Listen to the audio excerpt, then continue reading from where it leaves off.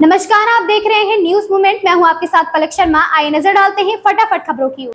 सपा करेगी चुनाव बहिष्कार। मिर्जापुर में सपा ने मझवा विधानसभा क्षेत्र से मुस्लिम बीएलओ को हटाकर गैर मुस्लिम बीएलओ की तैनाती करने का आरोप लगाया। सपा जिलाध्यक्ष देवी प्रसाद चौधरी ने चुनाव आयोग से शिकायत करने की बात कही। उपचुनाव के पूर्व जातीय आधार पर परिवर्तन पर आश्चर्य जताया। कहा कि अनदेखी पर चुनाव बहिष्कार किया जाएगा। समाजवादी पार्टी का आरोप है कि कुंदरकी सीसामऊ विधानसभा के बाद अब मझवा विधानसभा क्षेत्र में मुस्लिम बीएलओ को हटाया जा रहा। सपा जिलाध्यक्ष देवी प्रसाद चौधरी ने हटाए गए मुस्लिम बीएलओ के नामों की सूची निर्वाचन आयोग को भेजने की बात कही। उन्होंने जांच कराकर दोषी अधिकारियों के खिलाफ कार्रवाई की मांग की।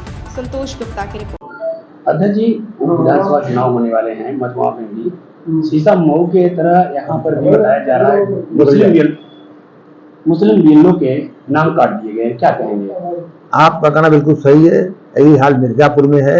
मिर्जापुर मधवा विधानसभा में यहाँ के अधिकारियों की मिली भगत से इस तरह से बीएलओ का नाम काट करके, मुसलमानों का नाम, यादव का नाम, मौर्य का नाम काट करके और दूसरे अन्य जातियों का नाम जुड़ा जा रहा है। इससे चुनाव निष्पक्ष होने में बहुत दिक्कत है। ये लोग इस तरह की मानसिकता है। हम इसका पूरा विरोध करेंगे, चुनाव आयोग को लिखेंगे और चुनाव से कहेंगे कि एक लोकतांत्रिक देश में या जात बिरादरी कौन सी बात है। हर आदमी बन सकता है, ये लोग हर आदमी बन सकता है, जो जात किसी जात का हो, ये कोई तरीका तो नहीं। सरकार के दबाव में आकर यहाँ के अधिकारी लोग इस तरह से काम कर रहे हैं। हम लोग इसका पूरा विरोध करते हैं।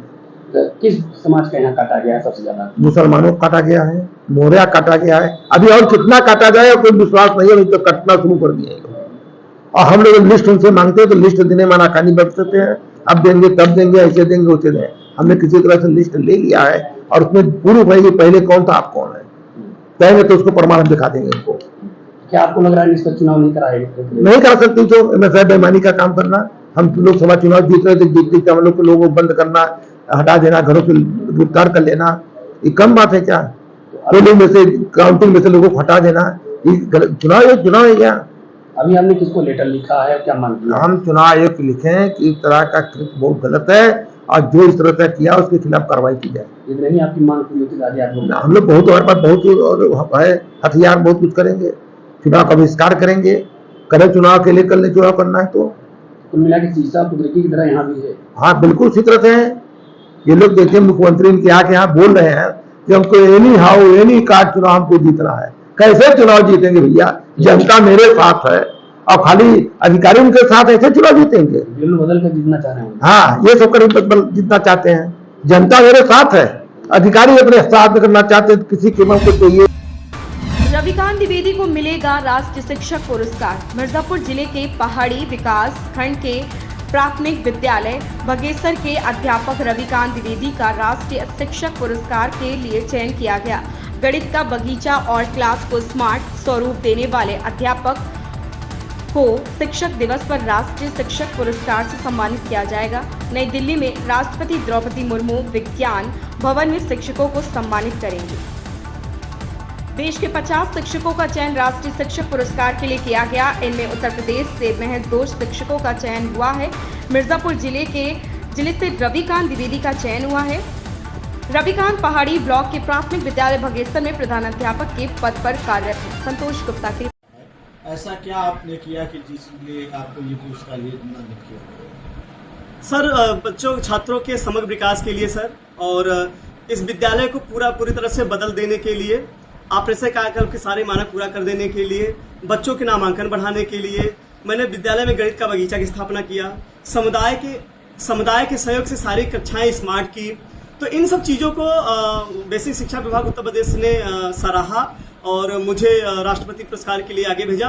तो मैं शुक्रगुजार हूँ, मैं शुक्रिया करता हूँ बेसिक शिक्षा विभाग उत्तर प्रदेश का, जिन्होंने मुझे मेरे चीज़ों को आगे बढ़ाया। और मैं आपसे बताना चाहता हूँ कि मेरी सेवा 15 साल हो गई है। मैं शुरू से ही, पहले दिन से ही मेरे मन में ये था कि मैं किसान का बेटा हूँ, मुझे जो बच्चे पढ़ाने को मिलेंगे मैं उनको पूरे मनोवेग और ईमानदारी से पढ़ाऊंगा। और इसी वजह से मेरे विद्यालय के बच्चे नवोदय में भी सिलेक्ट हुए हैं, राजकीय आसन पद्धति में भी गए हैं, खेलों में भी पदक पाए हैं। तो इन सब चीज़ों को जब मैं एक साथ लेके चला तो इसमें मेरी रसोइयाँ, मेरे विद्यालय प्रबंधन समिति, मेरे अभिभावक, मेरे स्टाफ, सबने मिलकर बड़ा मेहनत किया और इसका परिणाम अच्छे निकल के आए। कैसा महसूस हो रहा है आपको? फोन आया होगा राष्ट्रपति सम्मानित के लिए। मैं बेहद खुश हूँ और मुझे जब राज्य पुरस्कार 2021 मिला था तो मैंने कभी नहीं सोचा था कि मैं राष्ट्रीय पुरस्कार भी पाऊंगा, लेकिन बच्चों के प्रयास ने मुझे आगे ले जाने के लिए उन्होंने कहा, तो इस वजह से मैं बेहद खुश हूँ।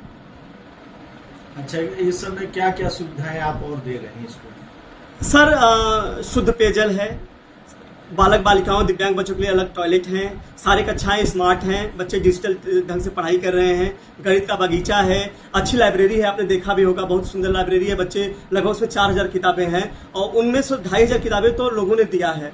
पिछली बार मुझे भी नेशनल बुक ट्रस्ट ने 1 लाख की किताबें भेजी थी, वो भी हैं।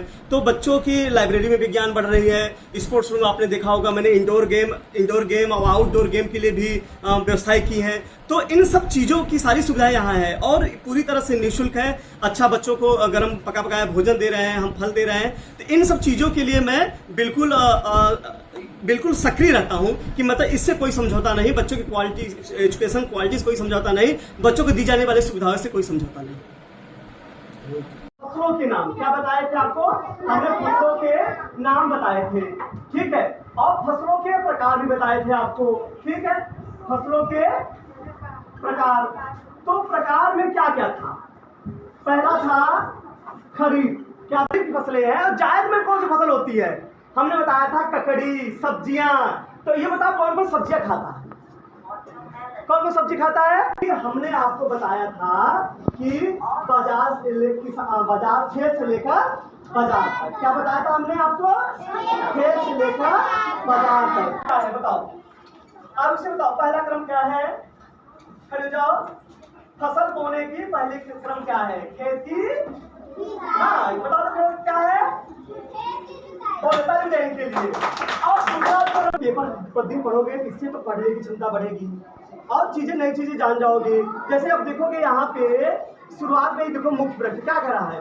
यूक्रेन में शांति के लिए पीएम मोदी सक्रिय, बाइडेन के बाद व्लादिमीर पुतिन से की बात। यानी जो हमारे प्रधानमंत्री हैं वो पूरे विश्व में एक लोकप्रिय नेता है। देखो वो किसके बारे में बात कर रहे हैं? यूक्रेन।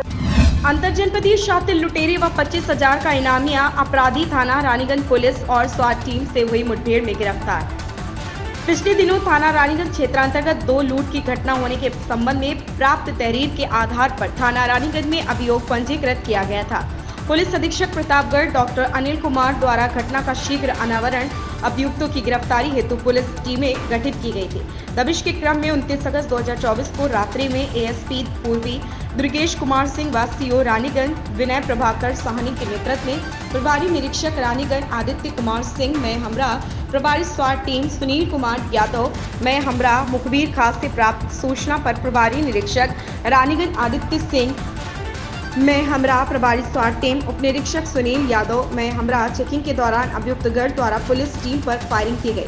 आत्मसुरक्षार्थ पुलिस टीम द्वारा जवाबी फायरिंग में हुई मुठभेड़ में 2 शातिर एवं इनामिया अपराधी सौरभ उम्र 21 वर्ष पुत्र मन्नू उर्फ हंसराज निवासी तवंग कलपुर थाना देलूपुर प्रतापगढ़ के बाएं पैर में घुटने के नीचे गोली लगी तथा अज्जू सरोज 26 वर्षीय उर्फ शीतला प्रसाद सरोज पुत्र हीरालाल सरोज निवासी देवगलपुर थाना मऊ आईमा प्रयागराज के दाएं पैर में घुटने के नीचे गोली लगी है, जिसको चिकित्सालय इलाज हेतु जिला अस्पताल प्रतापगढ़ रवाना किया। ओम प्रकाश गुप्ता की रिपोर्ट। प्रतापगढ़ जिलाधिकारी संजीव रंजन की अध्यक्षता में कल सायंकाल कैंप कार्यालय सभागार में जिला नगरीय विकास अभिकरण के शासी निकाय की बैठक संपन्न हुई। बैठक में जिलाधिकारी ने बताया कि पीएम स्वनिधि योजना सरकार की एक महत्वाकांक्षी योजना है, जिसमें रेहड़ी पटरी विक्रेताओं को 10,000 रुपए का लोन दिया जाता है।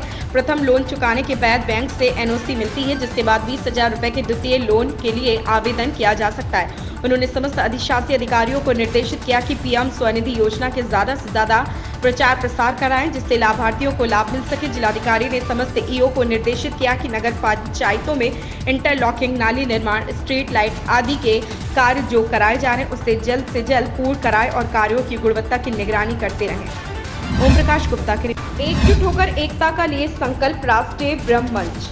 राष्ट्रीय ब्रह्म मंच की राष्ट्रीय अध्यक्ष श्याम तिवारी के निर्देश पर राष्ट्रीय महासचिव अरविंद अवस्थी के द्वारा जैत्रा व अलीगंज में परिचय सम्मेलन के साथ हुआ कार्यकारिणी का गठन। संदीप पांडे जिलाध्यक्ष, सृष्टि शर्मा जिला उपाध्यक्ष, संजीव दुबे जिला महासचिव, रविंद्र पांडे जिला मंत्री ऋतिक मिश्रा, जिला मीडिया प्रभारी गोविंद मिश्रा, जिला प्रवक्ता की घोषणा की गई।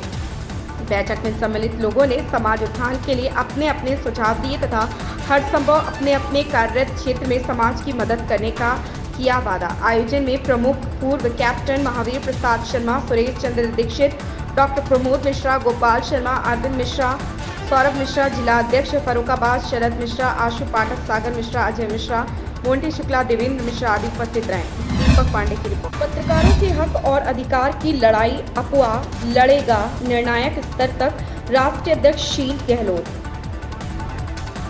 एसोसिएशन भारत पंजीकृत की एक बैठक प्रतापगढ़ जिला मुख्यालय स्थित शारदा संगीत महाविद्यालय बाबागंज में आयोजित हुई, जिसमें जिले के पत्रकार पदाधिकारी एवं सदस्यों की मौजूदगी रही। बैठक में पिछली कार्रवाई की पुष्टि हुई और संगठन आस्था रखते हुए तमाम पत्रकारों ने अफवाह की सदस्यता ली। बतौर मुख्य अतिथि कार्यक्रम में पहुंचे अखंड पत्रकार वेलफेयर एसोसिएशन पंजीकृत के राष्ट्रीय अध्यक्ष शील गहलोत ने दीप प्रज्वलित करने के पश्चात मां सरस्वती के चित्र पर माल्यार्पण के बाद कार्यक्रम का शुभारंभ हुआ। बतौर मुख्य अतिथि राष्ट्रीय अध्यक्ष शील गहलोत ने कहा कि अपवाद सभी पत्रकारों के मान सम्मान और अधिकार की लड़ाई व्यापक स्तर पर लड़ रहा। पत्रकारों के हक के लिए शासन प्रशासन को ज्ञापन देने के साथ अब तक तमाम बैठक गोष्ठी कार्यक्रम आयोजित कर चुका है। जिले से लेकर के प्रदेश स्तर तक राज्यपाल एवं प्रधानमंत्री और राष्ट्रपति तक पत्रकारों के हक की आवाज संगठन उठाता रहा। ओम प्रकाश गुप्ता की रिपोर्ट। इन खबरों में बस इतना ही। देखते रहें न्यूज़ मूवमेंट।